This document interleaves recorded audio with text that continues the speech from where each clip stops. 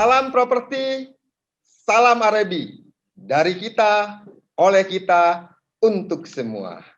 Hari ini hari yang sangat spesial karena Asosiasi Real Estate Broker Indonesia bertepatan tanggal 17 November ini berulang tahun yang ke-28. Dalam acara ulang tahun ke-28 ini, Asosiasi Broker Indonesia Arebi mengajak nih broker properti seluruh Indonesia, baik yang sudah gabung maupun yang belum menjadi anggota, juga masyarakat umum ataupun rekanan dari Arebi untuk mengikuti acara yang paling spektakuler di akhir tahun 2020. Apa itu? The Biggest Real Estate Summit 2020 dengan tema yang sangat keren banget. Grabbing and Winning the Future of Property Industry. Jadi di event ini sangat keren banget dari pagi nih entar sampai sore. Jadi buat teman-teman sahabat Arebi pantengin terus nih di link YouTube-nya DPP Arebi. Nah, kebetulan hari ini kita mengundang nih salah satu public figure, salah satu orang yang udah punya nama deh. Hari ini gue mau ngobrol-ngobrol nih. Saya mau ngobrol-ngobrol dengan beliau tentang mengenai kreativitas. Kenapa sih harus kreatif? Kan dalam industri kita kalau nggak kreatif ya ketinggalan zaman. Jadi hari ini saya mau ketemu dengan kokoh, sebutnya brother, Mas Bro. Ya, Bro Ernest Prakasa. Apa kabar Bro Ernest Prakasa? Baik, Bro Margo. Mantap. Gimana, sehat Bro? Semangat dong. Selamat ulang tahun ya buat Arebi yang ke-28, buat Sobat Arebi dimanapun berada. Tetap semangat, tetap berjuang, walaupun mungkin di era COVID seperti ini, mungkin pekerjaan, kita semua pekerjaan pasti terdampak lah. Aku juga jadi nggak bisa syuting, jadi ribet urusannya gitu kan. Syuting harus kucing-kucingan sama PSBB. Oh, di sini PSBB, di sana kabur gitu, ribet banget. Pasti semua mengalami keributan, tapi semoga semuanya dalam keadaan baik. Semoga masih bisa tetap semangat dan optimis, gitu aja.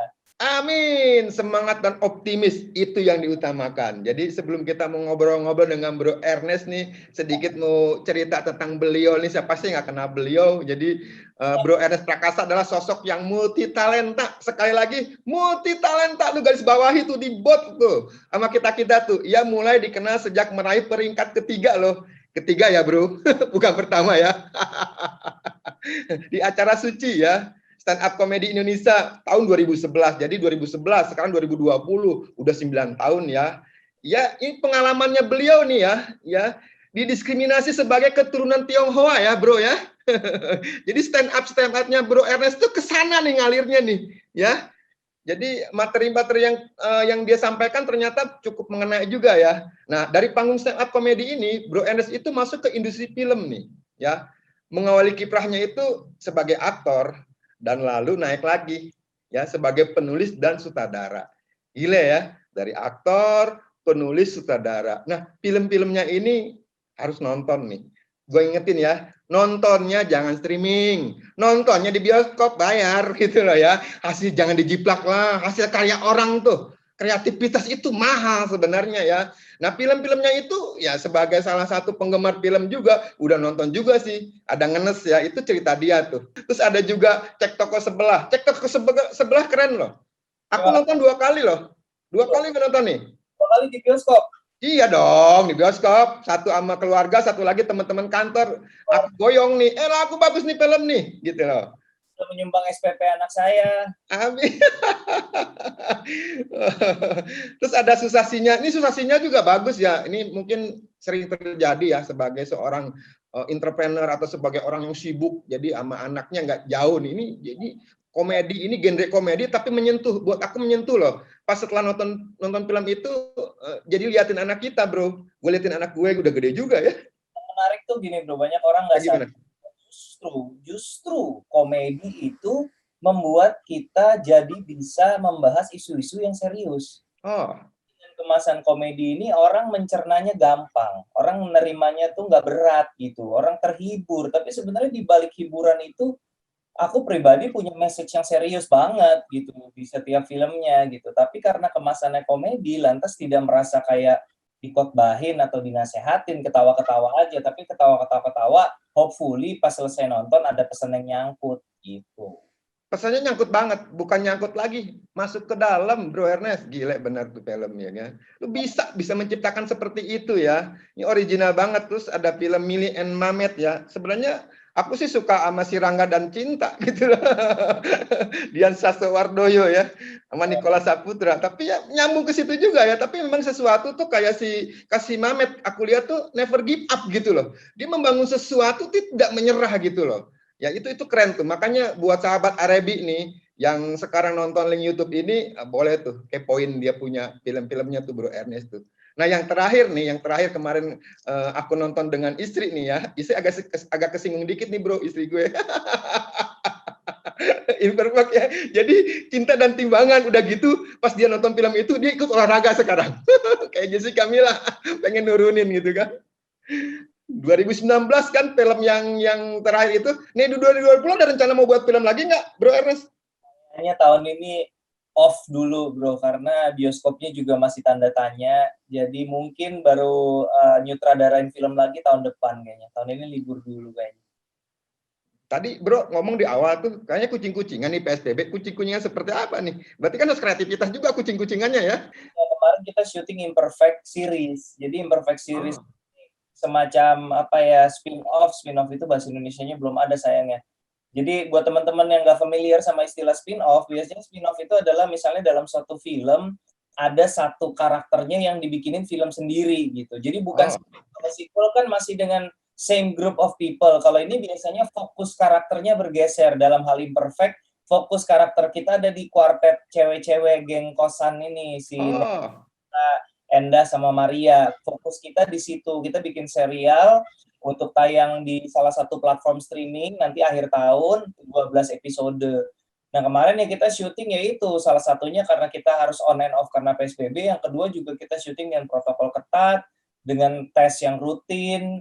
Pokoknya deg-degan lah, lumayan mumet lah pokoknya. Tapi challenge-nya buat kita ya, kayak seperti itu ya, Bro ya. Aku ngerasanya salah satu hal yang kita belajar banget di era pandemi ini adalah bahwa kita harus belajar fleksibel sebenarnya. Jadi kayak anak-anak usia kayak saya gini, usia bentar lagi udah mau kepala 4 kan. Jadi kayak merasa fleksibilitas itu kayaknya buat anak muda gampang ya. Buat umur 15-an, 20-an tuh fleksibel tuh gampang. Oh, berubah. Tapi buat orang-orang umur 30-an ke atas gitu mungkin agak lebih sulit karena udah pengen kakinya lebih jejak gitu. Jadi Betul. saya juga ngerasa bahwa salah satu hal yang saya pelajarin banget di pandemi ini adalah fleksibilitas. Jadi kita harus belajar lebih fleksibel, mau nggak mau harus bisa beradaptasi dengan perubahan-perubahan yang di luar dari zona nyaman kita gitu. Karena kalau nggak gitu nggak survive gitu. Kita biasanya udah tahu nyamannya kita, produktifnya kita, optimalnya kita itu dalam keadaan bla bla bla bla gitu. Kita kenal betul itu. Tapi dengan keadaan seperti ini, kita sudah tidak bisa lagi berharap keadaan harus optimal baru kitanya bisa optimal, kita nggak bisa lagi gitu sampai pandemi berakhir, kitanya yang harus bisa fleksibel, kalau enggak kitanya yang nggak produktif gitu sih kalau aku ngelihatnya. Jadi kitanya harus fleksibel, kalau enggak kita enggak produktif ya, dan kita harus beradaptasi, kalau enggak kita punah tuh kayak dinosaurus ya Bro Ernest ya. Bro mau nanya nih, apa sih motivasi Bro Ernest dahulu menjadi seorang stand up komedi atau jadi komika? Aku tahu sih Bro lulusan dari salah satu perguruan ternama di Bandung. Dengar-dengar pernah jadi karyawan juga atau pernah kerja normal juga tuh Bro? Pernah kerja normal, lulus kuliah kerja normal, kerja karyawan kantoran 6 tahun. Cuman memang waktu kuliah itu pernah jadi penyiar di Bandung. Dan memang hobi cuap-cuap, hobi ya namanya penyiar kan biasanya disuruh MC acara-acara radio gitu, terus enjoy gitu, ngebanyol di panggung gitu tuh seru gitu, seneng ngerjainnya. Jadi iseng gara-gara nggak sengaja sebenarnya lihat lagi baca koran Kompas ada iklan satu halaman gitu stand up komedi. Nah pada waktu itu tahun 2011 stand up comedy kan di Indonesia belum populer ya, dan aku taunya itu kan budaya barat sebenarnya, budaya orang Amerika sama orang Eropa gitu, di Indonesia belum. Pikir ya udahlah iseng-iseng, ternyata ikut lolos sampai di lolos ke 12 besar itu ronde finalnya, kita harus karantina jadi nggak bisa ngantor. Nah di apa ya persimpangan jalan buat aku gitu. Ini mau lanjut apa enggak? Kalau mau lanjut harus resign. Akhirnya resign, tapi kalau dibilang gambling 100% gambling enggak juga sih, agak terukur juga Bro. Jadi terukurnya tuh gini maksudnya, aku kan pada waktu itu di titik itu sudah 6 tahun kerja, artinya kan udah punya pengalaman kerja 6 tahun, kalau amit-amit sampai stand up ini gagal, kandas, balik ngantor lagi modal CV 6 tahun sih lumayan gitu. Lah yang mau nerima lah siapa kayak gitu kan. Jadi cukup punya sekoci lah, ada safety net-nya. Jadi nggak resign tanpa perhitungan juga. Mungkin jadi buat teman-teman yang mungkin mau terjun gitu ya selama ini menjalani profesinya mungkin lebih dari satu gitu mau terjun misalnya tadinya broker cuman side job gitu terus terjun gitu ya kalau memang udah yakin tapi selalu apalagi yang udah waktu itu aku posisi udah punya anak kan jadi memang kita memang harus punya backup plan sih jadi seandainya ini tidak berhasil lalu gimana gitu. Iya. Jadi memang ada di persimpangan ya tadi Bro Ernest bilang ya. Jadi buat sahabat Arebi ini, buat sahabat broker properti seluruh Indonesia, kalau Anda yakin memang industri Anda sekarang dimanapun itu bisa menjanjikan, Anda positif, yang tadi bilang juga Anda bisa beradaptasi, teruskan aja. Ternyata tentunya kan hasilnya kayak tuh Bro Ernest tuh, baru 9 tahun. Nah, Bro Ernest menjadi seorang komika itu kan harus punya kreativitas tinggi ya. Juga hanya menjadi seorang broker properti juga harus punya kreativitas juga nih menurut Bro Ernest nih untuk mendapatkan inspirasi untuk menjadi seorang kreatif dalam menjalankan profesi sehari-hari gimana sih tipsnya Bro Ernest? Kreativitas ini emang tidak mudah untuk semua orang. Tidak semua orang terbiasa untuk bertindak atau berpikir secara kreatif gitu. Kadang-kadang bukan salah kita juga kalau kita ngerasa kenapa sih orang pada kreatif banget, kok gue susah banget gitu ya. Ya, belum tentu salah kita karena kita kan dibesarkan di lingkungan yang seperti apa, kemudian kita kuliah bidangnya apa. Kayak misalnya kuliah kedokteran, mana boleh dokter kreatif. Kalau gitu ya begitu, emangnya boleh improv nggak boleh kan? Jadi ya udah gitu. Jadi tidak semua bidang pendidikan dan pekerjaan memang membutuhkan kreativitas. Memang tidak semua. Jadi kalau misalnya teman-teman sekarang misalnya tidak terbiasa berpikir kreatif kemudian disuruh kreatif pasti agak berat. Wajar itu. Jangan jadi stres, jangan kayak kenapa sih teman-teman gue kok bisa gue enggak? Ya mungkin latar belakangnya berbeda, pendidikannya berbeda, pengalaman hidupnya berbeda. Nah, yang mungkin kalau untuk teman-teman di bidang broker gitu ya, misalnya ya, salah satu kreativitas yang menjadi titik fokusnya kan sekarang menurutku adalah soal digital. Di ranah digital ini kan, media sosial. Seberapa besar kita bisa memanfaatkan media sosial gitu. Kalau zaman dulu, orang rebut-rebutan ini, domain. Rebut-rebutan domain. Misalnya, konsultanproperti.com gitu, itu punya orang buka itu kesannya, wah konsultanproperti.com, bonafit banget. Padahal itu punya blognya perseorangan. Dulu kan kayak gitu sistemnya kan, rebutan. Baik itu jualan properti, jualan otomotif, sistemnya rebutan domain. Sekarang kita berada di era di mana semua rebutan perhatian itu terjadinya di media sosial. Jadi mungkin tidak semua di antara kita terbiasa bermain media sosial. Nggak semua orang suka bermain media sosial. Malas banyak yang gue mah senengan nongkrong sama teman-teman ngapain media sosial gitu. Nah sekarang like it or not, kalau kita bicara kreativitas untuk jualan terutama ya, mempromosikan, menjual, kalau kita nggak pakai media sosial, sayang banget gitu. Karena potensinya luar biasa besar. Dan kreativitas di situ, ruang untuk menjadi kreatif besar sekali. Mungkin untuk beginner nih, kalau teman-teman belum biasa bermedia sosial dan berkreativitas di media sosial, mungkin hal pertama yang perlu dipikirkan adalah pilih dulu media sosialnya. Jadi, aku nggak juga rekomen teman-teman langsung kayak, oke, gue nih selama ini nggak bermedsos nih. Oke, gue pengen bermedsos mulai sekarang. Ada apa aja medsos di luar sana? Facebook, Twitter, Instagram, YouTube, terus semuanya mau dikerjain gitu. Aku nggak rekomen juga kayak gitu. Karena itu akan sangat menguras energi, akhirnya nggak fokus. I would recommend teman-teman pilih. Mau fokus di mana nih? Misalnya, kita ngomongin misalnya rumah. Rumah itu kan pasti akan kita jual visual. Pengen kasih lihat seperti apa lokasi denahnya dan segala macam gitu. Maka kita mungkin bermain jangan di Twitter kalau gitu, misalnya di Instagram atau misalnya di Facebook gitu, Facebook group atau apa. Jadi pilih aja yang kira-kira teman-teman kayaknya gue pengen coba di sini. Bisa juga berdasarkan pengalaman kita pribadi. Medsos gue yang paling gue senang mainin tuh Facebook. Yaudah gue coba explore kreativitas untuk jualan di Facebook deh misalnya. Nah kalau udah tahu platformnya apa, yang bagus untuk dilakukan adalah belajar dari kesuksesan orang lain dulu. Orang-orang tuh pada ngapain sih gitu. Kita perhatian orang-orang pada ngapain. Apa yang relevan dari yang mereka lakukan yang bisa kita serap ke apa yang kita lakukan. Nggak serta-merta apa yang mereka lakukan terus bisa kita kopas juga kan, belum tentu. Tapi apa sih yang mereka lakukan yang bisa kita tiru. Nah, kalau mau berkreativitas di media sosial, aku mau kasih share tips, ada 2 basic tips untuk membuat konten.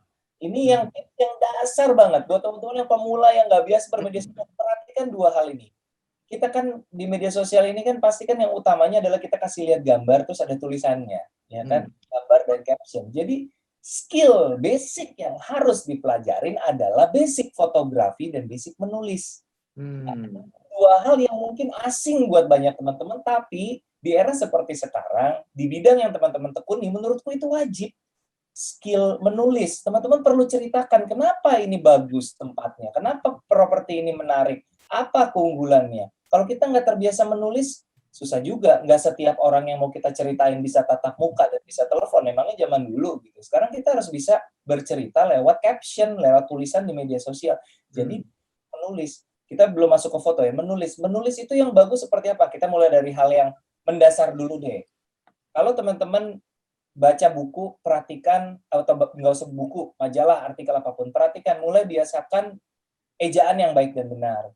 Misalnya, kata di, kapan di itu disambung, kapan di itu dipisah. Iya. Itu masih salah kan? Iya betul. Salah gitu. Titik sama spasi. Titik itu kalau akhir kalimat mau titik spasi dulu nggak? Setelah titik spasi dulu, kayak gitu-gitu aja orang masih suka salah. Jadi basic menulis, jadi kita bisa menulis dengan rapi. Nggak usah pikirin menulis dengan, wah gimana dulu, rapi aja dulu. Jadi orang bacanya enak gitu, informasinya bisa diserap dengan enak gitu. Jadi caranya supaya kalau misalnya, tapi gue nggak biasa nulis, nggak apa-apa. Kalau mau menulis, banyak membaca. Dengan membaca kan kita ngeliat tuh, tanpa sadar kan kita nyerap tuh. Cara orang nulis segala macam tuh terserap sama kita. Itu perlu dilatih menurutku menulis. Yang kedua adalah foto. Dulu foto itu butuh budget karena kamera mahal. Sekarang Android yang tidak terlalu mahal pun kameranya udah bagus. Tapi teman-teman butuh satu sahabat, yaitu cahaya. Nah ini kata orang nggak. Teman-teman nggak perlu kamera mahal. Kamera murah nggak apa-apa. Android 1 jutaan nggak masalah. Tapi cahaya itu krusial. Kita motret, belum tentu rumah ada listriknya. Bener nggak? Jadi teman-teman harus sedia lampu. Lampu adalah aset yang sangat berharga buat teman-teman. Itu investasi yang penting sekali. Kalau lampunya ring light kayaknya kurang cukup. Lampunya mungkin perlu beli LED ya. Ini investasi, kalau ini kan kita lagi bicaranya sedang berusaha ya, maksudnya entrepreneurship gitu, bisnis gitu. Jadi investasi aku rasa wajar gitu. Jadi beli lampu LED supaya kalau teman-teman lagi misalnya moto lokasi, kamar apa yang tidak terkena cahaya matahari, gambarnya tetap bagus. Ingat, cahaya adalah sahabat terbaik kita kalau kita mau menghasilkan foto yang bagus.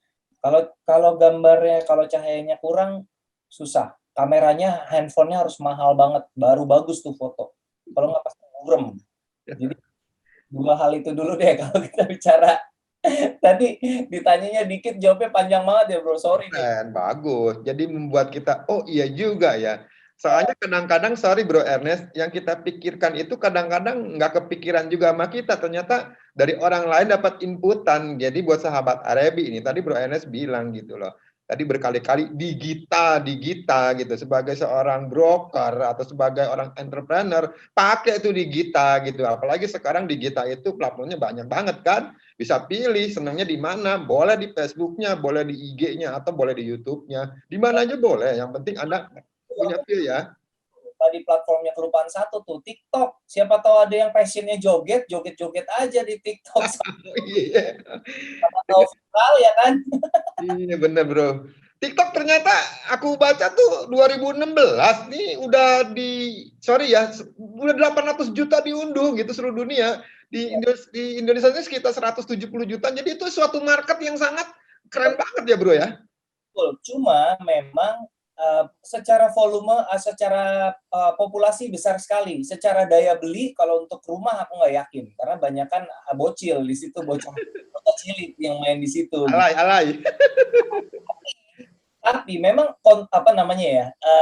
konsumen utama TikTok memang ABG. Tapi kalau kita bisa bikin video yang nggak tahu gimana caranya tiba-tiba viral, itu nyambernya bisa kemana-mana.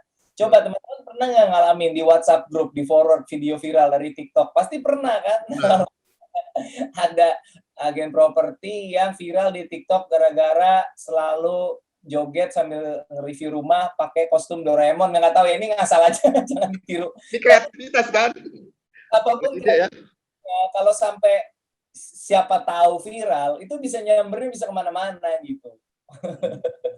Tuh buat sahabat Arabi tuh ya. Boleh sekarang unduh tuh aplikasi TikTok tuh, gede banget tuh. Coba beraktivitas aja, buat-buat aja ya.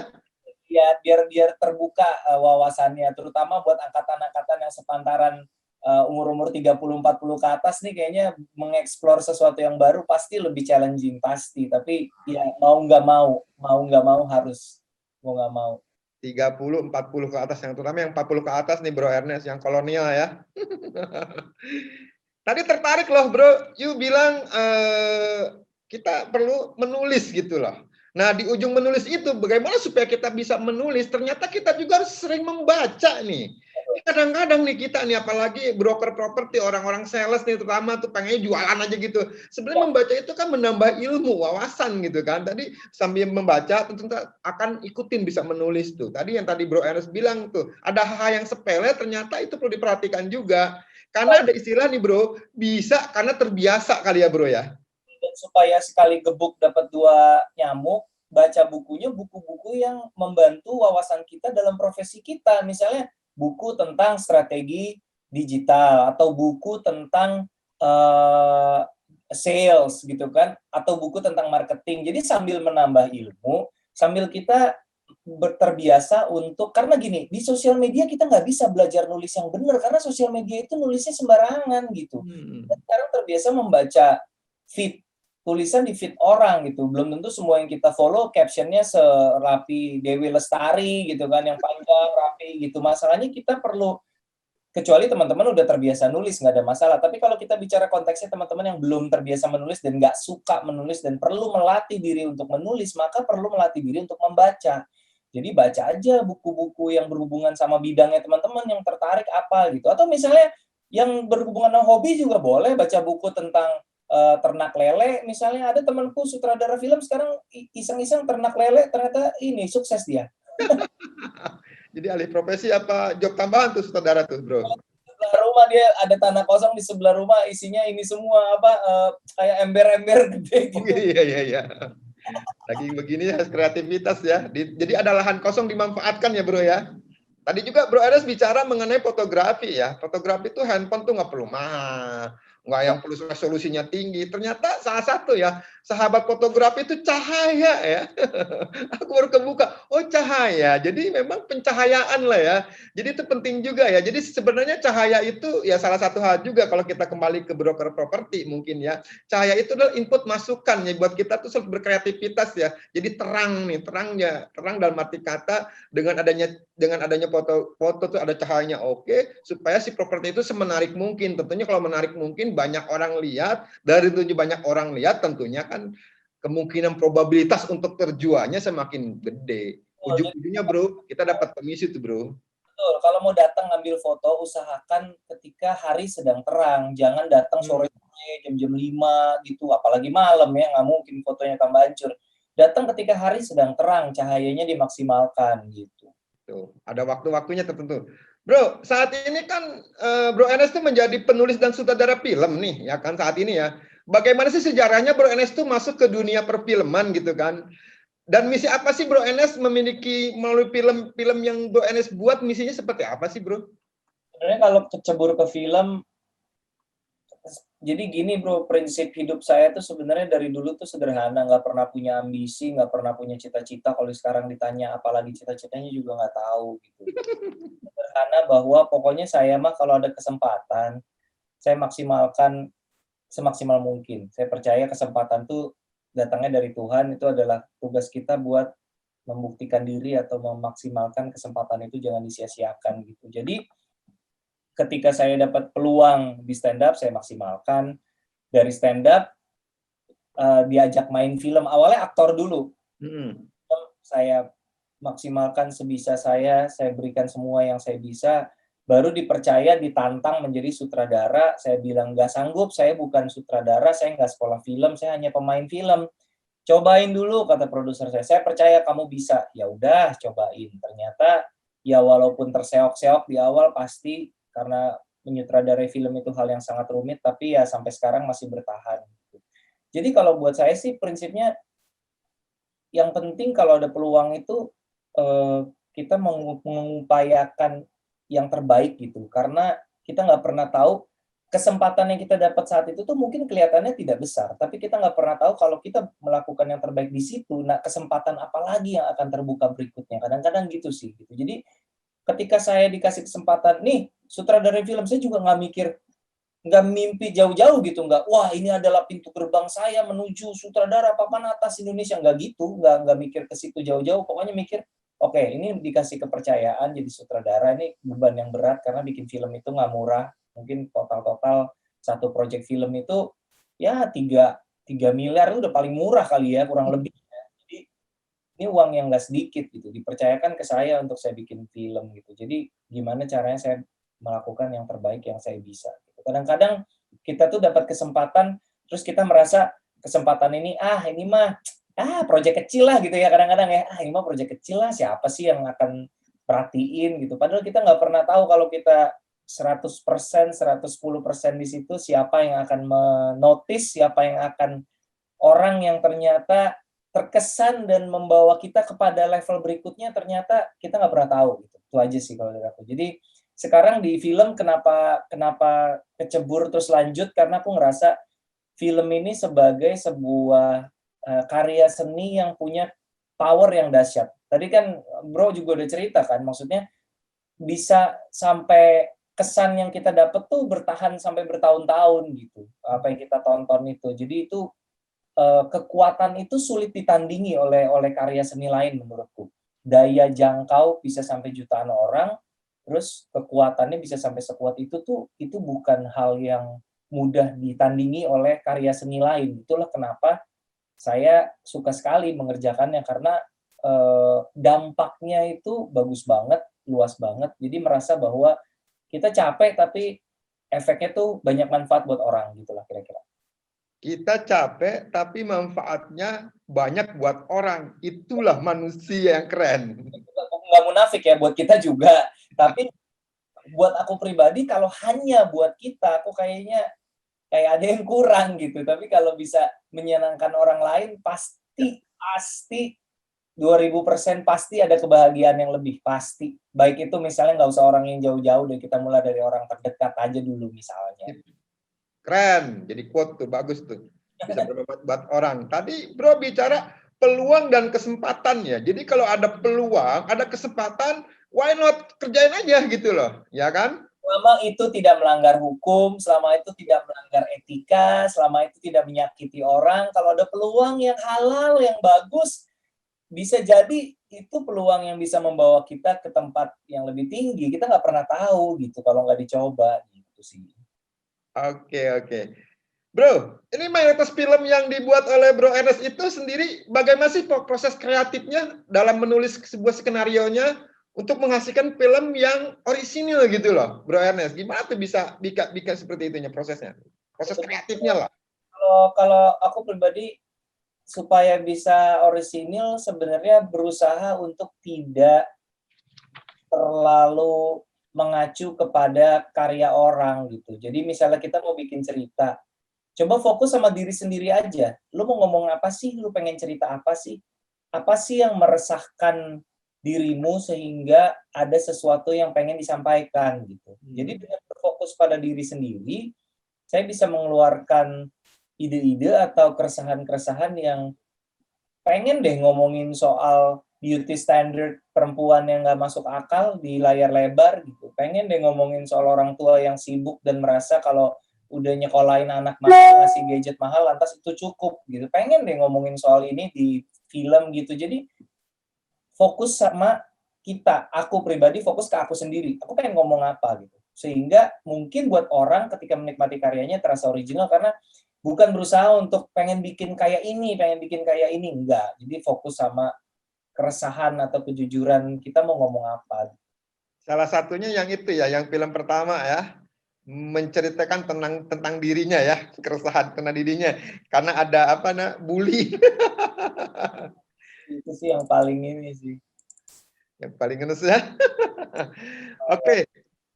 Jadi memang orisinil ya. Jadi memang tidak menduplikat, tidak mengkopas, katanya itu copy paste ya. Memang ada dalam apa yang Bro Ernest punya pemikirannya yang dibawa santai aja, ngalir aja. Tapi jujur aja ternyata hasilnya keren gitu loh. Hasilnya tadi Bro Ernest bilang ya sebuah pesan gitu. Pesannya itu kita dibawa bisa ketawa, tapi ada scene-scene tertentu kita bisa kebawa emosi sedih gitu kan.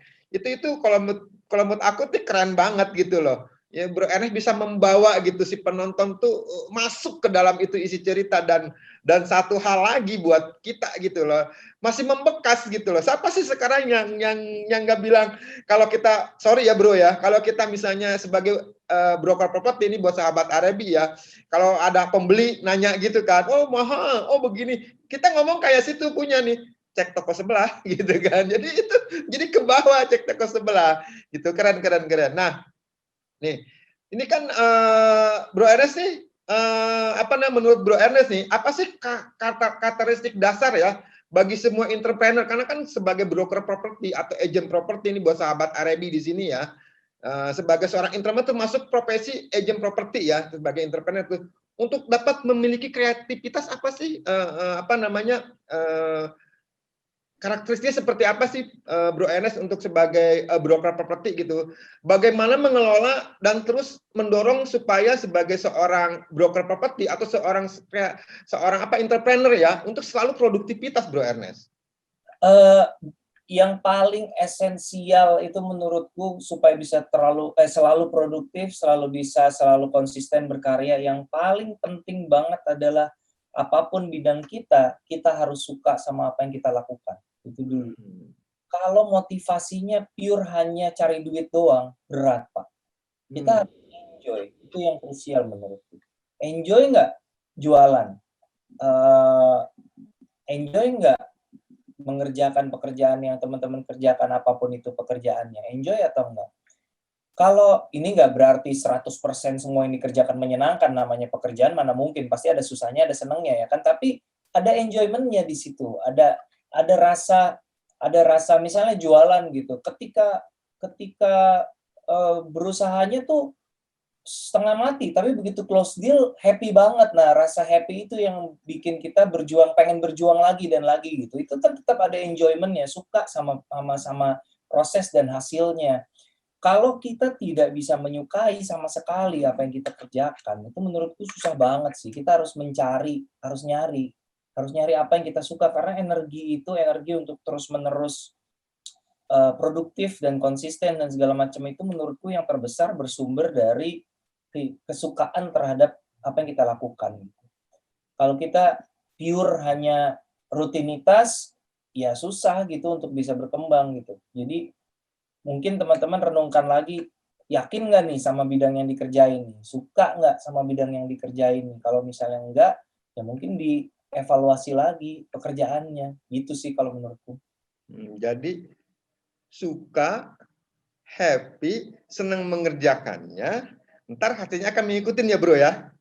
Kalau kita nggak suka, semua jadi beban, gimana caranya kita bisa berkembang? Gimana kita mau ngulik orang kita nggak suka gitu, kayak ngapain lah gitu. Aku pernah juga ngalamin di kantor di rolling ke pekerjaan yang aku nggak suka tuh, kayak bangun pagi tuh kayak ini udah Sabtu belum sih? Aduh belum Sabtu lagi gitu. Bangun pagi hanya untuk menunggu weekend, pernah ngerasain perasaan kayak gitu. Jadi janganlah, kalau bisa kita kerjakan ada lah sukanya. Nggak mungkin 100% happy terus, emangnya liburan, namanya juga kerja gitu kan. Ya. Tapi ada hal yang membuat kita enjoy and keep coming back gitu. Jadi buat sahabat Arabi yang nonton di room kami nih dengan Bro Ernest nih ya. Jadi Anda tuh harus mencintai pekerjaan Anda harus menyukainya. tentunya hasilnya akan ngikutin gitu loh. Kalau bekerja sesuatu dengan hati, itu kan kelihatan kok, hasilnya pasti kelihatan kok. Nah, Bro Ernest tuh buat film tuh kayaknya dengan hati itu. Ya jadi kelihatan tuh hasilnya. Nah, kalau kita bicara bekerja, tentunya kan bekerja itu harus punya memiliki mindset nih, mindset positif nih, dan kreatif nih. Seperti apa sih mindset dan kreatif yang harus dimiliki seorang entrepreneur nih menurut Bro Ernest? Kalau iya, again balik yang kayak yang tadi ya, kreativitas itu kan tidak untuk semua orang. Jadi buat teman-teman yang belum terbiasa terutama, kreativitas itu harus dilatih. Hmm. Makanya itu salah satunya dengan cara memperkaya wawasan kita. Jadi kreativitas itu datangnya dari mana sih? Kreativitas itu kalau menurut pendapat aku, hasil kreatif itu adalah semacam hasil interaksi antara jati diri kita, pemikiran kita, pandangan kita, karakteristik kita dengan apa yang kita serap. Itu di-blend lalu menghasilkan sesuatu yang kreatif gitu. Nah, jati diri kita, siapa kita, karakteristik kita, ini udah ada. Nah, sekarang masalahnya inputnya cukup apa enggak? Input kreatifnya nih cukup apa enggak? Jangan-jangan input kreatifnya yang kurang. Bisa nggak diperbanyak? Perbanyak, nggak tahu apa, perbanyak nonton video soal cara berkomunikasi yang baik, nonton video soal apa ya, cara jualan, atau bahkan kadang-kadang kita mendapatkan wawasan hanya dengan, nggak hanya sih, dengan meluangkan waktu untuk ngobrol sama orang gitu. Kayak kita tahu nggak sih insight-nya konsumen kita apa gitu. Kita pikir kita tahu, tapi ternyata kalau kita ngobrol langsung bisa jadi ada insight-insight yang baru yang kita nggak tahu gitu. Kalau millennials nyari rumahnya yang kayak gimana sih gitu. Millennials itu juga kan sebenarnya kebagi-bagi lagi. Millennials, saya nih millennials loh, umur 38 tuh masih millennials di ujung Milenial ya. banget tapi gitu. Apakah orang umur 38 dan umur 28 nyari rumah sama? Speknya tentu beda gitu. Jadi Iya. ngobrol, berbicara langsung dengan orang itu adalah salah satu metode yang sekarang sudah terlupakan dengan adanya komunikasi digital gitu. Padahal kalau kita ngobrol sama orang, itu kita bisa muncul ide-ide loh, bisa yang, oh gitu ya, ternyata berarti kalau kalau orang-orang di segmen ini mementingkan ini, berarti ketika gua ngambil foto, ketika gua menceritakan di caption, berarti yang harus dititik beratkan tuh ininya, misalnya. Percuma yang dipromosiin ini apa misalnya luas luas luas, tapi sebenarnya umur segitu nggak nyari yang luas, yang penting mah deket sama MRT misalnya. Hal kayak gitulah, aku nggak tahu ya, teman-teman mungkin lebih ngerti, cuman intinya kita inputnya nih, input ke kepalanya diperbanyak supaya wawasannya luas, dari nonton, dari baca, dari ngobrol sama orang, inputnya jangan jangan hanya berkutat di lingkungan yang kita biasa jalanin, jadi nggak terbuka wawasannya. Itu sih bro menurutku. Oke, jadi apa yang Anda baca, apa yang Anda tonton, apa yang Anda lihat, tentunya akan apa yang akan Anda hasilkan. Jadilah nonton yang hal positif, membaca sesuatu yang memang memajukan buat bidangnya masing-masing gitu kan. Jadi timbul entah kreativitas atau ngobrol lah dengan orang-orang hebat seperti sekarang ini nih. Saya ngobrol dengan Bro Ernest nih, ya orang yang kreatif nih kan. Nah, tadi Bro Ernest bicara tentang milenial nih. Ini seneng nih kalau aku bicara milenial nih. Kan sekarang kan ada generasi milenial ya. Bro Ernest masuk milenial. Kalau saya udah generasi kolonial nih, Bro. Tapi sebelum itu ada juga generasi Z nih. Sekarang ada generasi Z ya. Jadi banyak kaum milenial sekarang ini belum paham tentang investasi nih. Salah satunya investasi untuk membeli properti nih, Bro Ernest. Kadang-kadang mereka saat ini masih belum kepikiran untuk mempunyai properti karena jujur aja ya, instrumen investasi yang menguntungkan, gue bilang salah satunya properti. Karena kenapa? Tidak ada nilai properti itu turun, pasti akan naik-naik terus gitu. Apalagi kalau dia tepat menaruh propertinya di mana gitu, tahu perkembangan satu wilayah ini. Nah, apa sih tips buat mereka nih, Bro Ernest, kaum milenial atau kaum generasi Z gitu ya, yang hari ini nonton nih di link YouTube DPP Arebi untuk pentingnya berinvestasi di properti ini menurut Bro Ernest? Kalau menurut aku pribadi ya rasanya bukannya mereka nggak mau sih, tapi nggak sanggup rasanya. Kayaknya semua rata-rata milenial juga paham gitu bahwa punya rumah adalah investasi yang luar biasa, masalahnya sanggup apa enggak kan gitu. Jadi saranku buat teman-teman milenials udah pasti tentu punya rumah adalah sebuah investasi masa depan yang nggak mungkin rugi, betul. Hmm. Maka yang penting untuk dilakukan adalah financial planning. Misalnya kita mau ngambil KPR, kita udah punya plan gitu kan. Oke, KPR misalnya plafon 80%, berarti kita harus siapin DP 20%. Plus ya 5% lah buat ngurus-ngurus pajak, notaris, dan lain sebagainya. Dananya berapa tuh hitungannya jatuhnya? Kalau rumahnya 1 miliar berarti harus punya 250 juta. Gimana caranya biar bisa ngumpulin 250 juta? Ya bikin financial planning-nya gimana, berapa persen dari gaji tiap bulan yang harus ditabung. Dan buat teman-teman yang masih karyawan statusnya, bukan freelance ya, yang karyawan.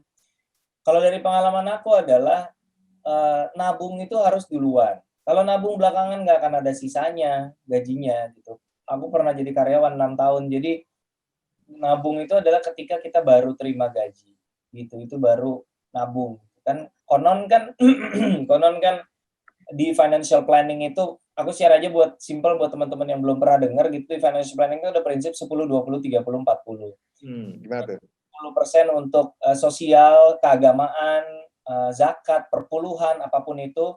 20% itu adalah untuk 20% itu adalah untuk investasi, ya, baik itu reksadana, apapun lah, tergantung teman-teman investasinya di apa, apakah beli emas, nyicil-nyicil emas kecil-kecil, gram-graman atau apa. 30% adalah cicilan produktif. Cicilan produktif itu misalnya nyicil rumah, nyicil mobil gitu ya, hal-hal yang kita cicil tapi membantu kita dalam kehidupan sehari-hari. Baru sisanya 40% adalah biaya hidup. Jadi lifestyle, biaya hidup, pengeluaran, shopping itu 40% dari penghasilan bulanan kita. Supaya teman-teman punya takaran, supaya pengeluarannya, gaya hidupnya nggak kebablasan.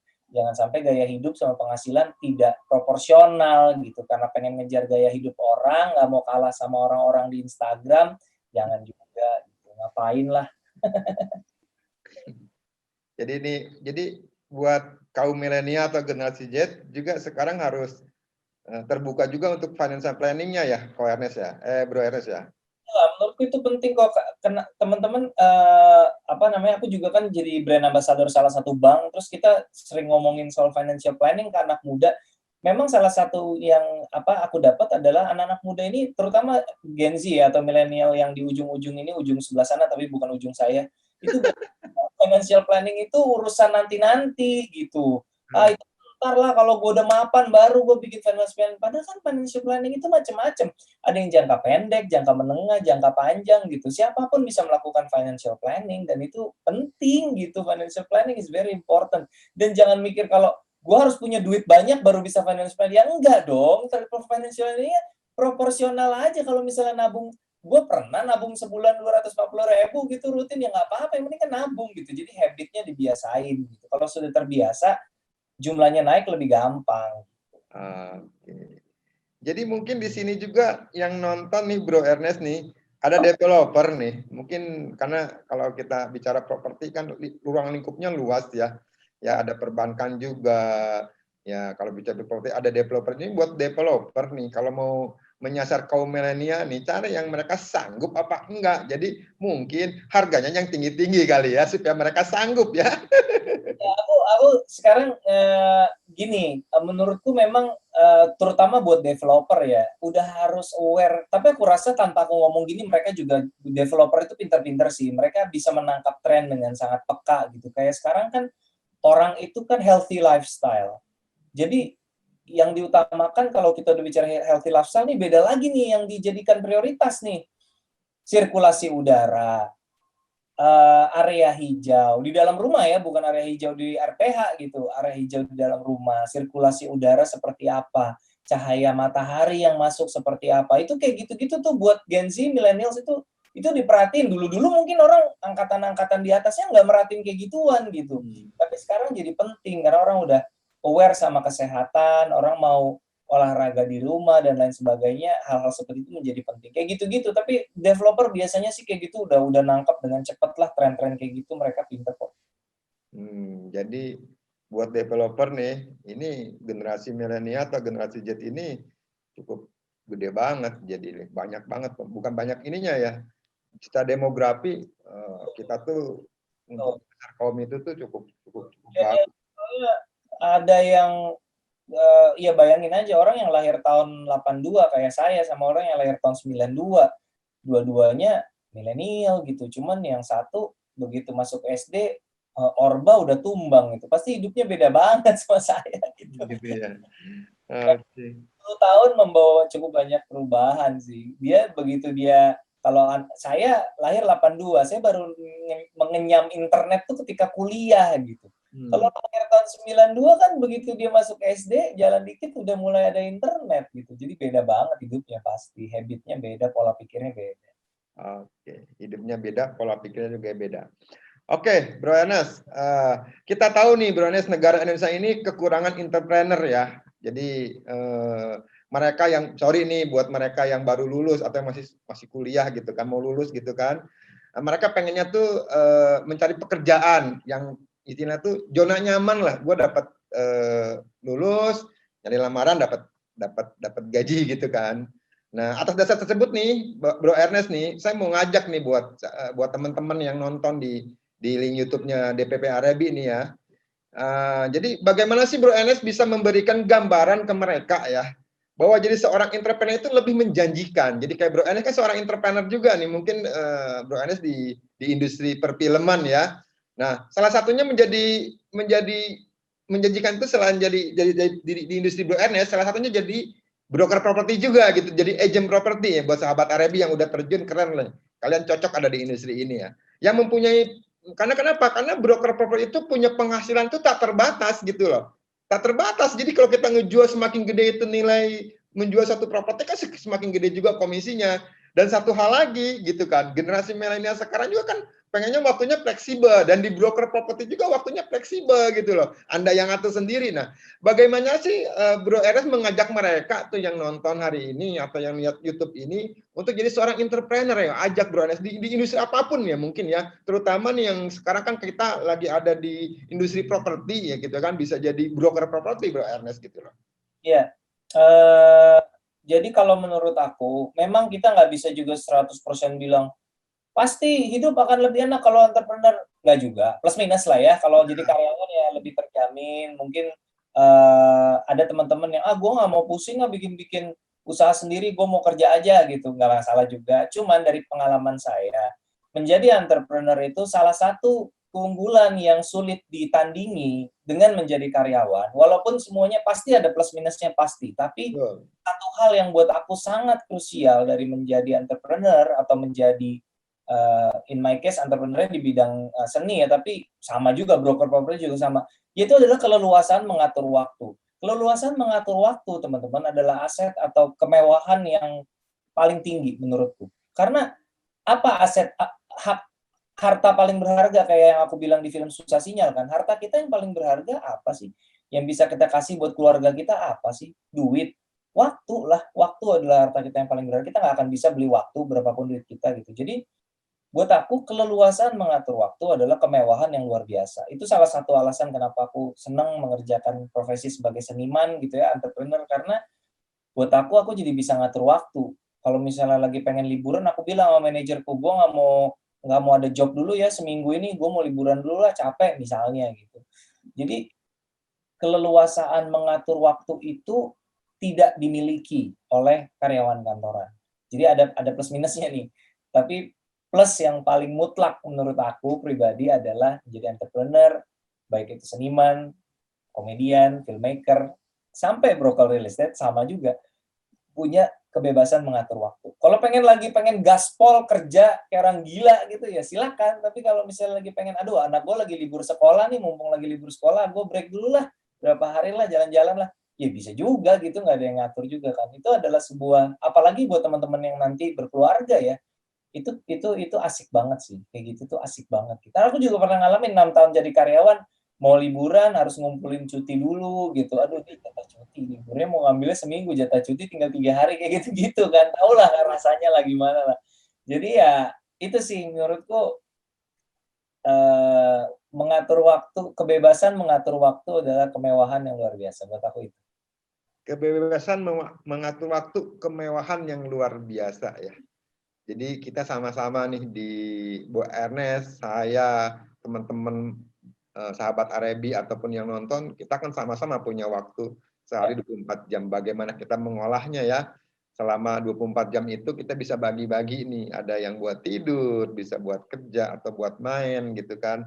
Nah, tergantung ke Anda bagaimana Anda bisa mengolah waktu. Dan tadi Bro Ernest bilang nih, di industri apapun kalau Anda fokus pasti sukses. Dan saya mengajak nih untuk jadi entrepreneur, tapi kan plus minus kembali ke Anda. Kalau Anda memang senang jadi entrepreneur, ya jalan. Tapi kalau memang Anda senang jadi pegawai, ya jadi pegawai yang baik gitu loh.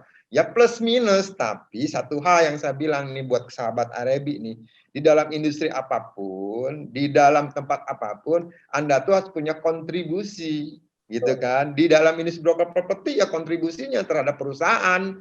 Ya, di dalam perfilman kayak Bu Anas ada kontribusi di industri perfilman. Ya, kontribusi ini kan untuk bisa meningkatkan sumber daya manusianya, terutama meningkatkan kita sebagai orang Indonesia nih. Bicara mengenai orang Indonesia, tentunya kan bicara mengenai pelaku dan pemerintah. Ada pesan-pesan sih nggak Bro Ernest buat pemerintah kita nih Bro Ernest? Sedikit nih, kan ada juga nih barangkali ada pemerintah nonton kita nih. Buat pemerintah, pesannya ini aja lah, tolong plafon kreditnya dinaikin lah. Ini banyak milenial nggak bisa punya rumah nih. Gitu ya. Plafonnya dari 80% bisa kali jadi 90 nih, supaya milenial bisa lebih gampang punya rumahnya nih, gitu. Itu aja pesannya. Supaya rumah lebih laku, plafonnya naikin Pak. Kalau KPR jangan 80%, 90% lah. Susah nih, anak-anak muda nih mau ngumpulin duit buat DP masih pada baru kerja nih Pak, coba tolong dibantu Pak. Pak, tolong dibantu Pak. Mudah-mudahan yang berkepentingan di dalam industri ini bisa mendengar nih, gitu kan. Karena kalau milenial tuh gede banget gitu loh. Ya. Kuenya gede banget gitu loh. Jadi supaya tetap kita tuh, karena industri properti kan salah satu lokomotif ya makro di Indonesia. Jadi bergerak. Semua itu banyak Pak, ada 174 yang berkepentingan di industri ini.